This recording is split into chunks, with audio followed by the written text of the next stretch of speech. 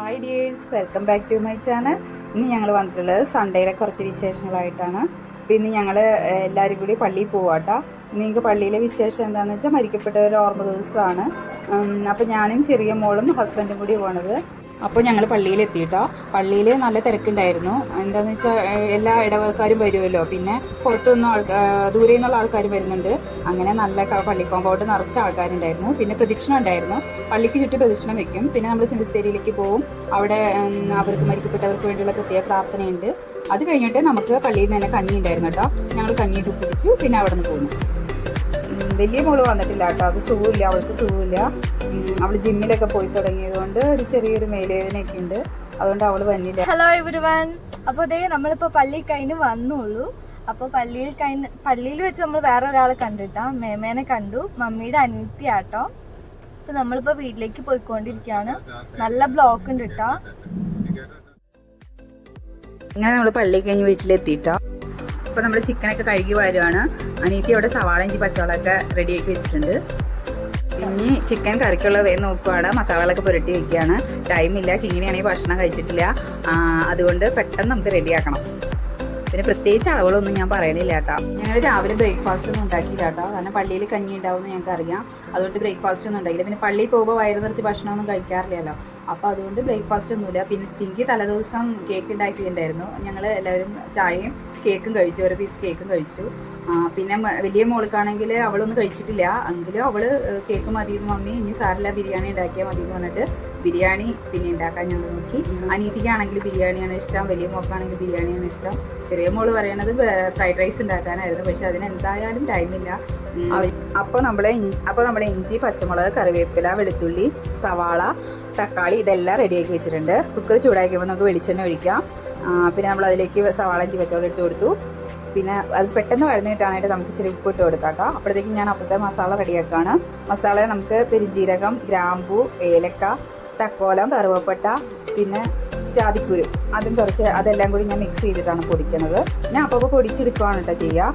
നേരത്തെ പൊടിച്ച് വെച്ചാൽ അതിൻ്റെ മണവും ഗുണമൊക്കെ പോകുന്ന പോലെ എനിക്ക് തോന്നാറുണ്ട്. അതുകൊണ്ട് ഞാൻ ഇങ്ങനെയാണ് ചെയ്യാറ്. അപ്പോൾ നമ്മുടെ സവാള ഇഞ്ചി പച്ചമുളക് എല്ലാം വഴന്ന് വന്നിട്ടുണ്ട് കേട്ടോ. നമ്മൾ പൊടിച്ച് വെച്ച മസാല പിന്നെ ഇട്ട് കൊടുക്കുകയാണ്.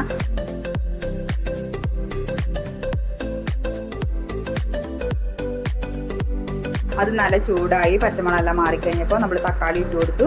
തക്കാളി ഇട്ട് നല്ലോണം വഴറ്റി കഴിഞ്ഞപ്പോൾ നമ്മൾ ചിക്കൻ്റെ പീസ് ഇട്ട് കൊടുക്കുകയാണ്. പിന്നെ നമ്മൾ അരമുറി നാരങ്ങ പിഴിഞ്ഞ് കൊടുക്കുന്നുണ്ട്. പിന്നെ കുറച്ച് മല്ലിയില അരിഞ്ഞിട്ട് കൊടുക്കുകയാണ്.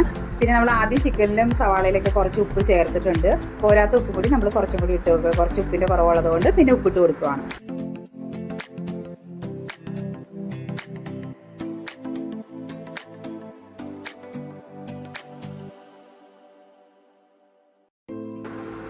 അപ്പോൾ ചിക്കൻ റെഡിയായി വരുമ്പോഴത്തേക്കും നമുക്ക് റൈസിനുള്ള കാര്യങ്ങൾ നോക്കാം.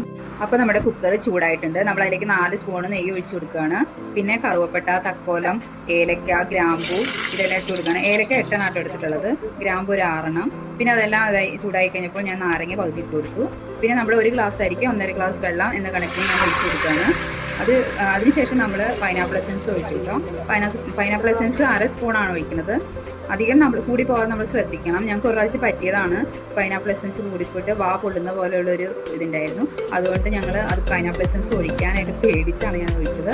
കുഴപ്പമില്ല, എന്നാലും 1/2 സ്പൂൺ ഒഴിച്ചോളൂ. പിന്നെ ഇത്ര 5 ഗ്ലാസ് അരി ഉണ്ടല്ലോ, പിന്നെ കുഴപ്പമില്ല, അതിനത് കറക്റ്റ് ആയിരിക്കും. പിന്നെ ഉപ്പിട്ട് വെള്ളം തിളച്ച് കഴിഞ്ഞപ്പോൾ നമ്മൾ അരിയിട്ട് ഇത്ര അടച്ചു വെച്ചു. 2 വിസിലാണ് കേൾക്കേണ്ടത്. അപ്പോൾ നമുക്ക് ഗാർണിഷ് ചെയ്യാനുള്ള സവാള സ്ലൈസ് ചെയ്തെടുക്കുകയാണ് കേട്ടോ.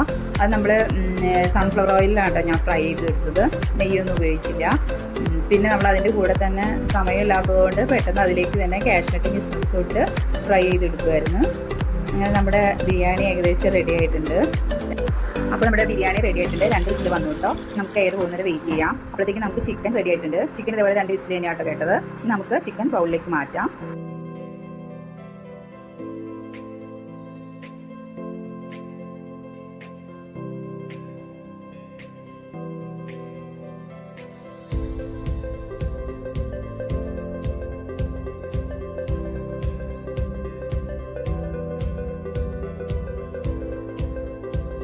അത് കഴിഞ്ഞിട്ട് നമുക്ക് കുക്കർ തുറന്ന് കുറച്ച് നെയ്യും കൂടി ഒഴിച്ചു കൊടുക്കാം കേട്ടോ. റൈസിലേക്ക് കുറച്ച് നെയ്യും കൂടി ഒഴിച്ച് നമുക്ക് ഫ്രൈ ചെയ്ത് വെച്ചിട്ടുള്ള സവാള വെച്ച് പിന്നെ കാഷ്നട്ട് കിസ്മിസ് വെച്ച് നമുക്ക് ഗാർണിഷ് ചെയ്യാം.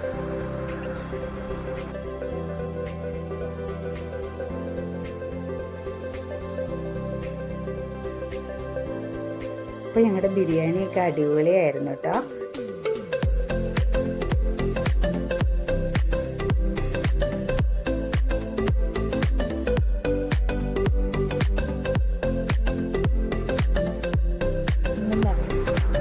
അപ്പം ഞങ്ങൾ പെട്ടെന്ന് ഭക്ഷണം കഴിക്കുക കേട്ടോ. ഭക്ഷണം കഴിച്ചിട്ട് ഞങ്ങൾ 4 പേരും കൂടി, ഏട്ടനില്ലാണ്ട് 4 പേരും കൂടി പുറത്ത് പോകാനുള്ള പ്ലാനാണ്.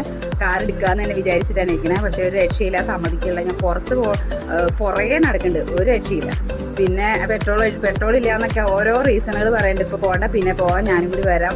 ഏട്ടൻ സത്യത്തിൽ പേടിച്ചിട്ടാണ്, തന്നെ വിടാനുള്ള പേടി കൊണ്ടാണ് വിടാത്തത്. എങ്കിലും ഞാൻ വിട്ടുകൊടുത്തില്ല. ഞാൻ പുറകെ നടക്കാണ് ചെല്ലിപ്പിടി. 1 മണിക്കൂർ നടന്നു. അതിന് ശേഷമാണ് അത് സംഭവിച്ചത്. പെട്രോൾ ഇല്ല, കാശില്ല, ഇനി പെട്രോളിക്ക് കാശില്ല എന്നൊക്കെ പറയുന്നുണ്ട്. പല കാര്യങ്ങൾ പറഞ്ഞിട്ട് ഞാൻ സമ്മതിച്ചില്ല. പിന്നെ ഇങ്ങനെയാണ് പറഞ്ഞത്, ഞാൻ പെട്രോൾ അടിച്ചോളാം പപ്പയെന്ന് പറഞ്ഞിട്ട്. അങ്ങനെ ഞങ്ങളെല്ലാം 4 പേരും കൂടി ഒരു വിധത്തിൽ പറഞ്ഞ് സമ്മതിപ്പിച്ച് വണ്ടി പുറത്തിറക്കി തന്നു. പിന്നെ ഞങ്ങളെന്നാ ഇന്ന് ഇറങ്ങിയിട്ട് വരാമെന്നും പറഞ്ഞ് ഇറങ്ങുകയാണ്. നേരെ പെട്രോൾ പമ്പിലേക്കാട്ടോ പോണത്. പെട്രോളൊക്കെ അടിച്ചു. ലക്ഷ്യമില്ലാത്ത യാത്രയാണ്. ഏട്ടൻ പറഞ്ഞത് അമ്പലമുകള് കരിമുകള് അതിനപ്പുറത്തേക്ക് പോകരുത്, പെട്ടെന്ന് വന്നെന്ന് പറഞ്ഞിട്ടാണ് വിട്ടത്. ഞങ്ങൾ അമ്പലമുകള് കഴിഞ്ഞു, കരിമുകള് കഴിഞ്ഞു. അവിടെ ചെന്ന് കഴിഞ്ഞപ്പോൾ എൻ്റെ ഒരു ബ്രദറുണ്ട് കിഴക്കമ്പലം കാട്ടുവഴിയെടുത്ത്, അവിടെ വരെ പോയി. ഉരുട്ടി അവിടെ വരെ പോയി. കുഴപ്പമൊന്നും ഉണ്ടായിരുന്നില്ല, പേടി അങ്ങനെ ഇല്ല. എന്തായാലും വണ്ടി ഓഫായി പോകുന്നില്ല. അപ്പം പിന്നെ നമുക്ക് പേടിക്കേണ്ട കാര്യമില്ല. ഓഫായി പോകുമ്പോഴാണല്ലോ നമുക്ക് പേടി ഉണ്ടാവുക. ഇത് ഓഫായി പോകണമെന്നുണ്ടായിരുന്നില്ല. പിന്നെ അങ്ങനെ പോയി. നമ്മുടെ അങ്കിളിന്റെ വീടുണ്ട്. അപ്പൊ ഞങ്ങൾ അവിടെ പോവാനായിട്ട് വിചാരിച്ചിരിക്കുകയാണ്.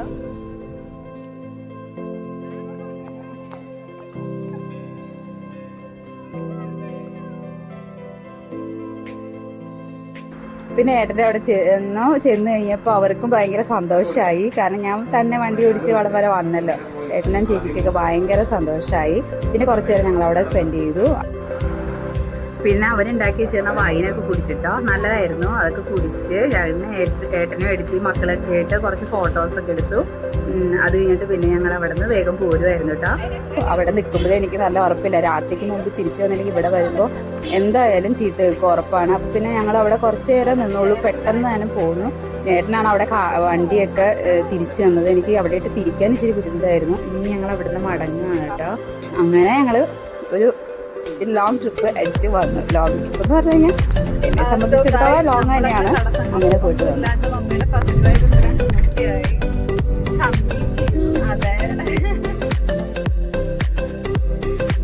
ഇപ്പം എനിക്ക് പേടിയില്ല, ഇച്ചിരി ധൈര്യം വന്ന പോലെ ഉണ്ട്. അങ്ങനെ എൻ്റെ ഫസ്റ്റ് ഡ്രൈവ്.